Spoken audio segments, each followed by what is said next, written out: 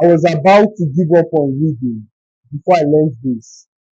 I became disgruntled with the fact that I would spend hours of my time on this activity, dissipate energy, and yet I wasn't seeing a direct correlation to value. Why is this the case? Which is the first point you're going to talk about.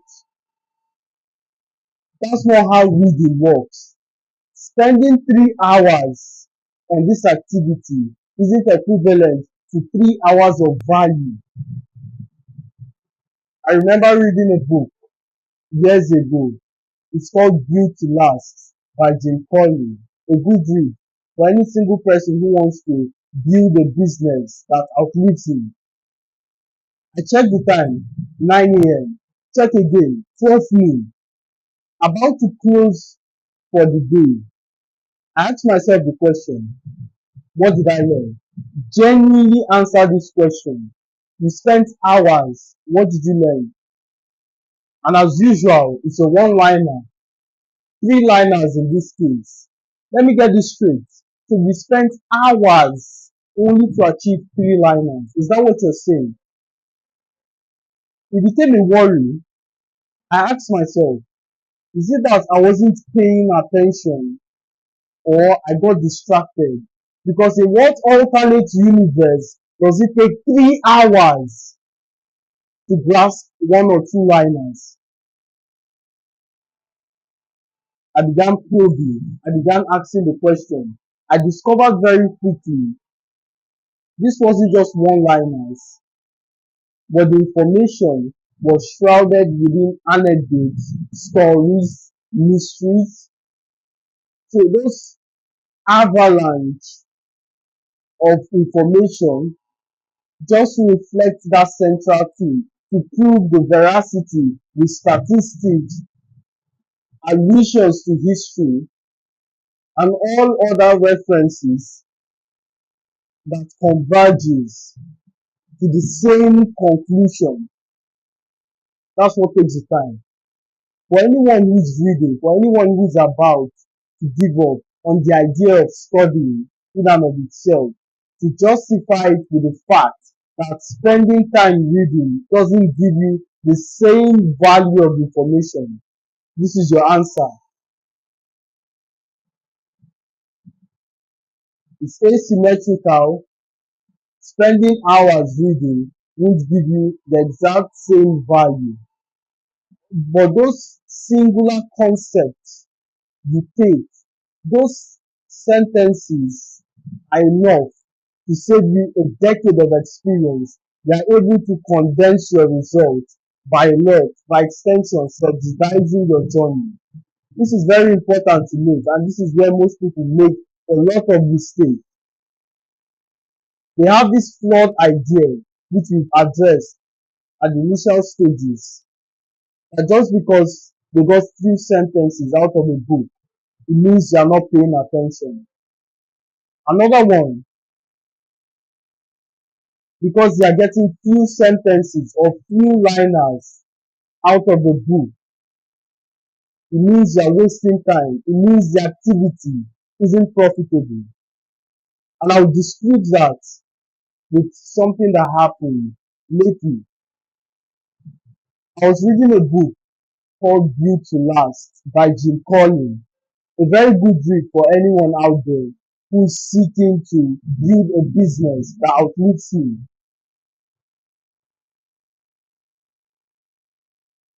I checked the time, 9 a.m.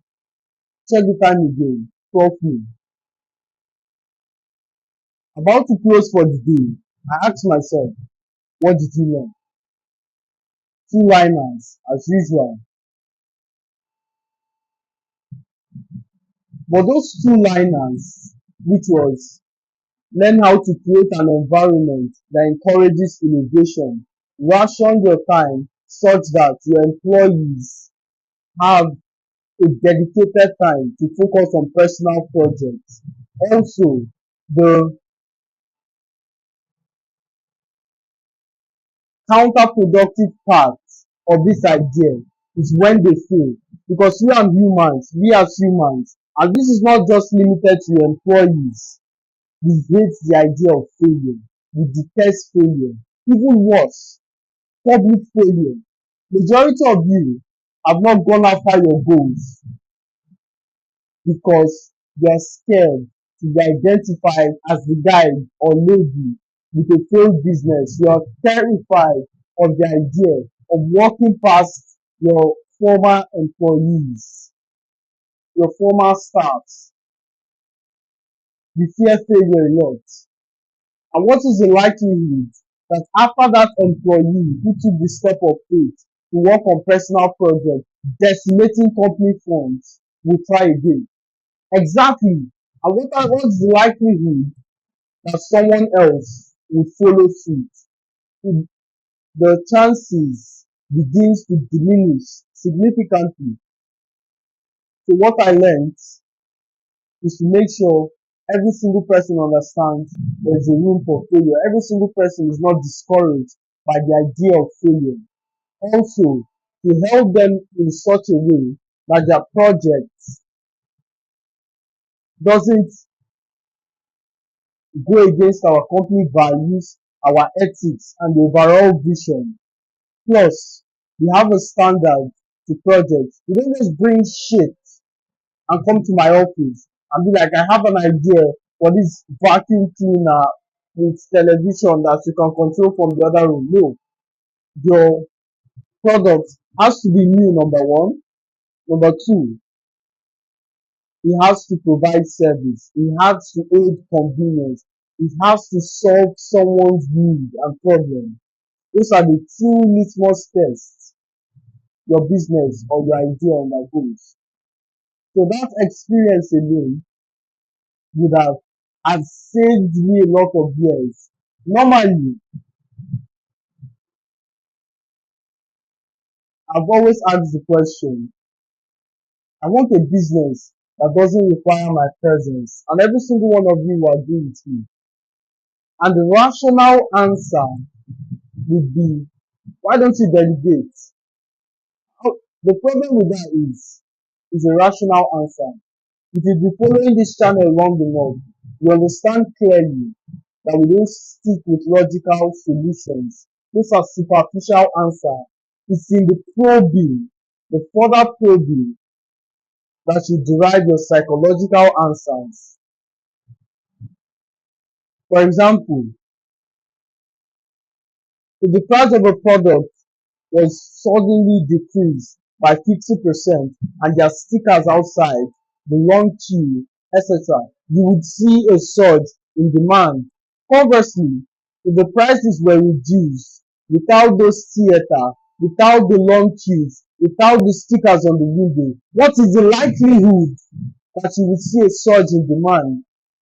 They are in the single digits. So you see, the answer to the question is not necessarily the price, but it's something else. You extrapolate that philosophy into this situation, and you see the answer is not just delegation, but these things which I share. Know how to encourage failure, encourage innovation amongst your staff. The truth of the matter is, and this is humbling for every CEO, you cannot always come up with the ideas. You cannot always solve the problems.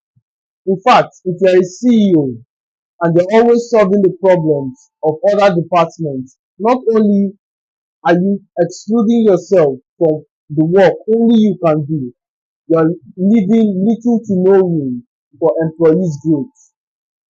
I believe this video has helped salvage someone's reading career. It has helped encourage an individual not to give up on reading, to keep pressing, keep striving, and you'll be fine. So whenever you are reading, approach it from the standpoint that this helps to subsidize your journey. And remember, in every journey, time is an advantage. If I move by 12 a.m.